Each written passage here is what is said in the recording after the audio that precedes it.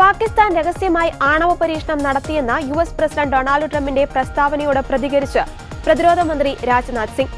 India ഏത് സാഹചര്യത്തെയും നേരിടുവാൻ തയ്യാറാണെന്നും പാകിസ്ഥാൻ ആണവ പരീക്ഷണം നടത്തുവാൻ ഒരുങ്ങിയാൽ ഇന്ത്യയും പരീക്ഷണം നടത്തുമോ എന്ന ചോദ്യത്തിന് അവർ അത് ചെയ്യുന്നുണ്ടോ എന്ന് നമുക്കാദ്യം നോക്കാമെന്നായിരുന്നു മറുപടി.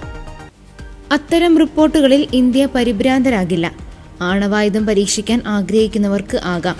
നമുക്കവരെ തടയാൻ കഴിയുമോ? ഏത് സാഹചര്യത്തെയും നേരിടാൻ രാജ്യം തയ്യാറാണെന്ന് രാജ്നാഥ് സിംഗ് പറഞ്ഞു. US 3 പതിറ്റാണ്ടിലേറെയായി ആണവ പരീക്ഷണം നടത്താതെ വിട്ടുനിന്നപ്പോൾ പാകിസ്ഥാൻ ഉൾപ്പെടെയുള്ള നിരവധി രാജ്യങ്ങൾ ഭൂമിക്കടിയിൽ ആണവ പരീക്ഷണങ്ങൾ തുടരുന്നുണ്ടെന്നാണ് ട്രംപ് പറഞ്ഞത്. പാകിസ്ഥാൻ അടക്കമുള്ള രാജ്യങ്ങൾ ആണവായുധം പരീക്ഷിക്കുന്നതുകൊണ്ട് US-ഉം പരീക്ഷണം നടത്താൻ പോവുകയാണെന്നും ട്രംപ് വ്യക്തമാക്കിയിരുന്നു. ട്രംപിന്റെ ഈ വാദം പാകിസ്ഥാൻ തള്ളിയിരുന്നു. പാകിസ്ഥാന്റെ ആണവായുധ പരീക്ഷണങ്ങൾക്കെതിരെ രൂക്ഷ വിമർശനവുമായി വിദേശകാര്യ മന്ത്രാലയം രംഗത്തെത്തിയിരുന്നു.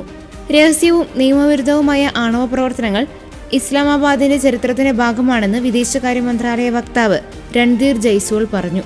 പതിറ്റാണ്ടുകളായുള്ള കള്ളക്കടത്ത്, കയറ്റുമതി നിയന്ത്രണങ്ങൾ, രഹസ്യ പങ്കാളിത്തങ്ങൾ, ഏക്യൂഖ്യാൻ ശൃംഖല എന്നിവയെ കേന്ദ്രീകരിച്ചുള്ളതാണ് പാകിസ്ഥാന്റെ ആണവ ചരിത്രം. പാകിസ്ഥാന്റെ ഇത്തരം പ്രവർത്തനങ്ങളിലേക്ക് ഇന്ത്യ എപ്പോഴും രാജ്യാന്തര സമൂഹത്തിന്റെ ശ്രദ്ധ ആകർഷിച്ചിട്ടുണ്ടെന്നും അദ്ദേഹം പറഞ്ഞു.